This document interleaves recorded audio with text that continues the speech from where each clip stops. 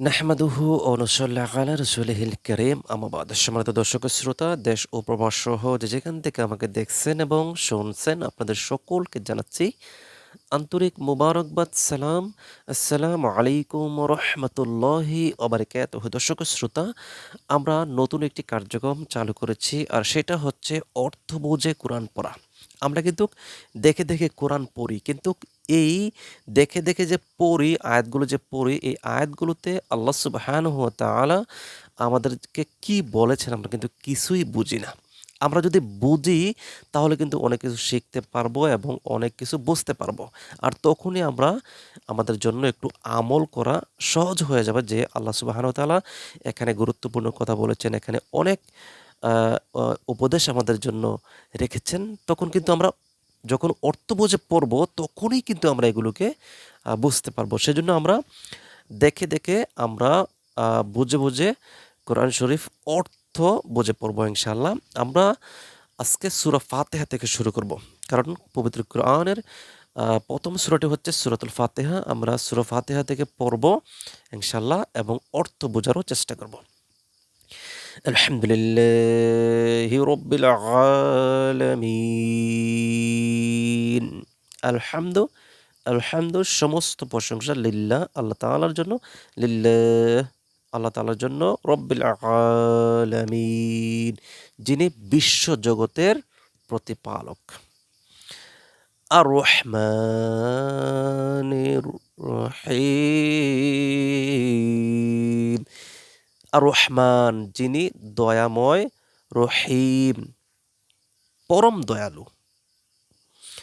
মালিকি ইয়াউমিদ্দিন।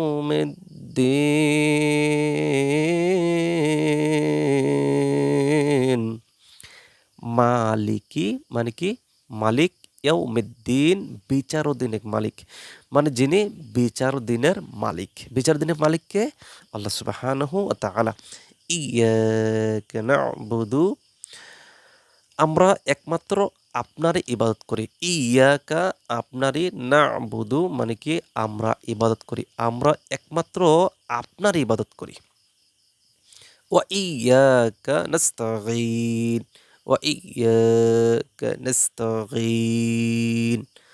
আর শুধুমাত্র আপনারই নাস্তাগীন মানে সাহায্য চাই। মানে শুধু একমাত্র আপনার নিকটই আমরা কি করি? সাহায্য চাই। ইহদিনাস সিরাতাল মুস্তাকিম, মানে আমাদেরকে দেখান বা দেন, হ্যাঁ? সিরাতাল মুস্তাকিম, সোজা পথ মানে সরল সঠিক পথ আমাদেরকে কি করেন? দেখান বা দেন। সিরাতাল্লাযীনা আন'আমতা আলাইহিম, সিরাতাল্লাযীনা আন'আমতা আলাইহিম, সিরাতান মানে পথ, আল্লাযীনা যারা, মানে যাদেরকে, আন'আমতা আপনি দান করেছেন, যাদেরকে আপনি, আলাইহিম মানে টোটালি কথা হচ্ছে যাদের উপর আপনি নেয়ামত দান করেছেন, সেই সমস্ত নেয়ামত প্রাপ্ত আপনার প্রিয় বান্দাদের পথ আমাদেরকে কি করেন? প্রদান করেন বা দান করেন। গৈরিল মাগদুবি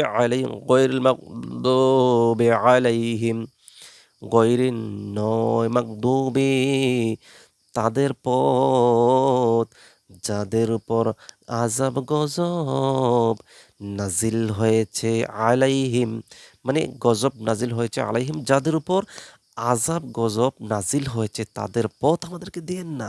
ওয়ালাদ-দল্লিন,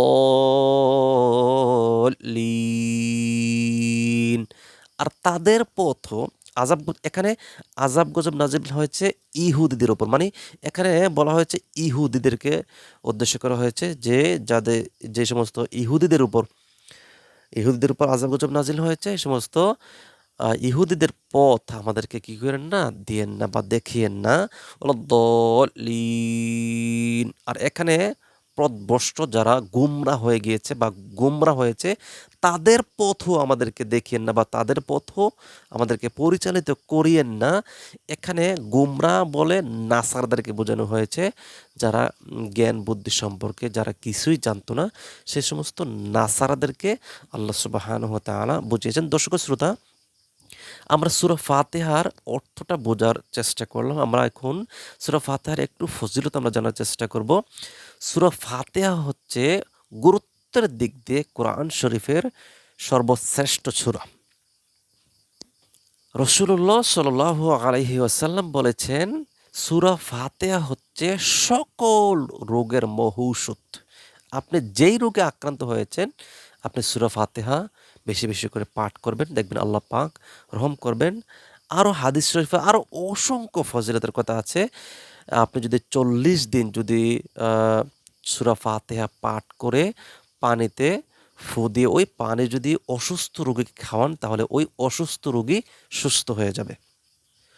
অন্য একটি হাদিসে এসেছে, এক আ লোককে সাপে ছোবল মেরেছে বা সাপে কেটেছে।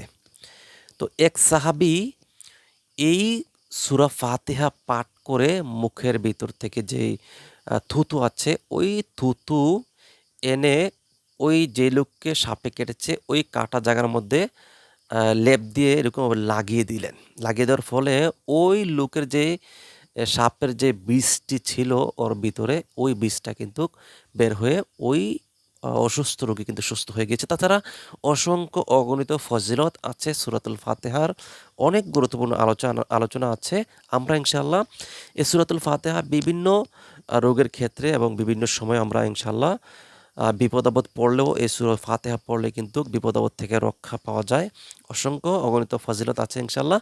আমরা সূরা ফাতিহাকে আমরা মুখস্থ করব এবং বুঝে, এখানে আল্লাহ সুবহানাহু ওয়া তাআলা কি বুঝিয়েছেন আমরা বুঝে পড়ব এবং ফজিলত অনুযায়ী ফজিলত পাওয়ার জন্য আমরা আমল করার চেষ্টা করব। মা তৌফিক ইল্লা বিল্লাহ। আসসালামু আলাইকুম ওয়া রাহমাতুল্লাহি ওয়া বারাকাতুহু।